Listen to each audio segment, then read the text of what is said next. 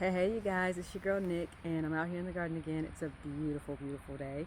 Um, After my last video, I talked a lot about fertilizers, specifically organic fertilizers, bone meal, worm poop, uh, and blood meal.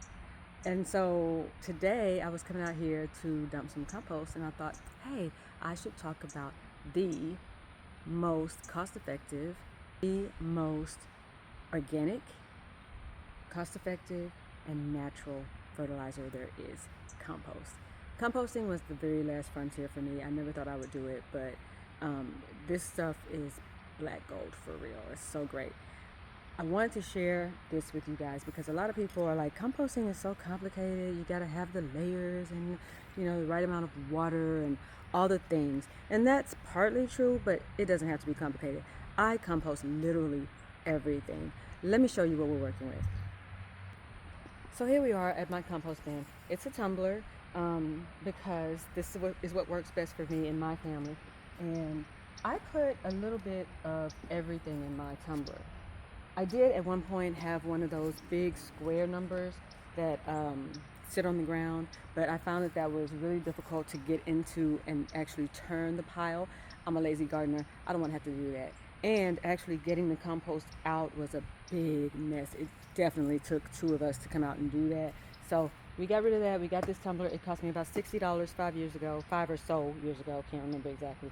And that's the only cost involved. Everything else is just waste from my house, including things like paper towels that are unbleached, just plain white paper towels. As long as they don't have any chemicals on them, they have food or whatever.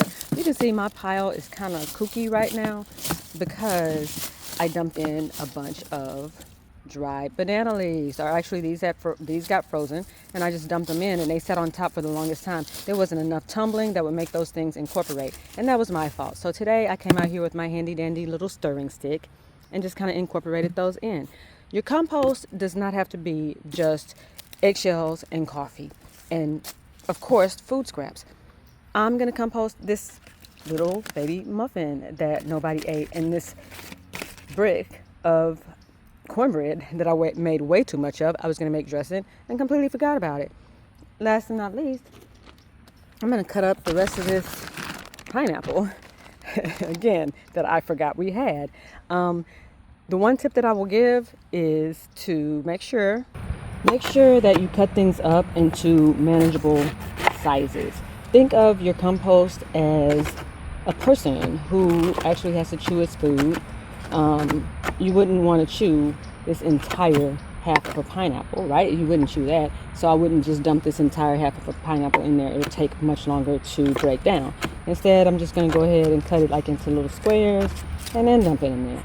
This is a cutting board that I don't use in my kitchen anymore because it has started to break off in pieces. So I just use it out here for purposes like this. Same goes for like these little cakes and things that I'm going to throw in here. Just going to cut it up into smaller pieces, toss it into the compost.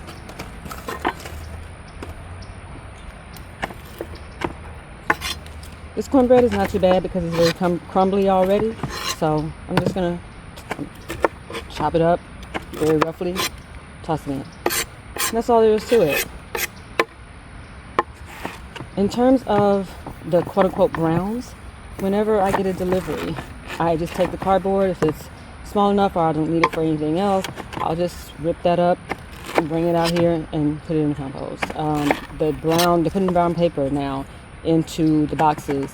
And I have a whole stack of brown papers over there that I just saved, and every time I put something in here that's super wet like this, I will go and get some of that brown paper and add that on top. It doesn't have to be leaves all the time. As long as it's something that is considered a brown, it will help with the composition.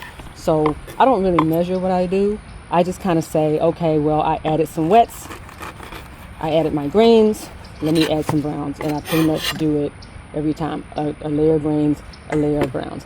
And I also keep a little compost bin inside the house for when I'm cooking. Before I had the little compost bin, I had what I call a garbage bowl. Every time I cook, I just put my scraps into there. If I'm not using the scraps to make, say, a vegetable broth or a beef broth or a chicken broth or something like that, I use that, my little compost bin from inside. This is it. And at the end of every day, I bring this out and I dump it. To keep this clean, well, I wash it out sometimes, but to keep it clean, I just layer a napkin on the bottom, or I use compostable, they're actually called compost bags. I use those sometimes, but I don't want to have to buy anything. So again, paper towels, line it on the bottom, and then just start adding things on top, bring it out, dump it, and it comes out clean just like that. So that right there is what I wanted to share with you guys.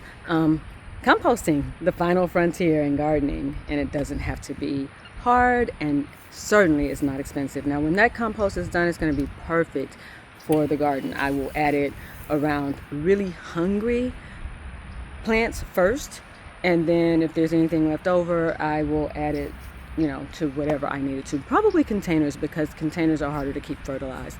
One other quick thing that I wanted to say, you don't have to get a tumbler. You don't have to buy any fancy equipment. I also have a 5-gallon bucket sitting right next to my tumbler, and that's how I originally started composting.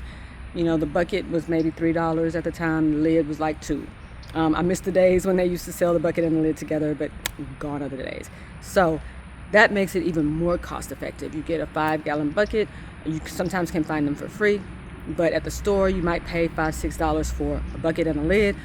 Punch some holes in it, punch some holes, drill some holes in the bottom of it, fill it up just the same way we're filling up this tumbler, roll it around on the ground. It's actually really easy because you can roll it and flip it very easily. So there you go. If you're not composting already, if you are a vegetable gardener, an edible gardener, you need compost. Like, trust me on this. The sooner you start, the easier it will be. And just throw everything in there, anything that is edible. Even parchment paper I put in here. Anything that is edible or is brown, literally, you can throw into the compost. Just make sure that you turn it, make sure it's easy and works for your lifestyle. And you got black gold. That stuff is going to feed your garden better than anything else you can buy at the store. So that's it. Go start a compost pile if you haven't already. If you have an edible garden, go start a compost pile if you haven't already. And happy gardening, you guys. Thanks for tuning in. Bye.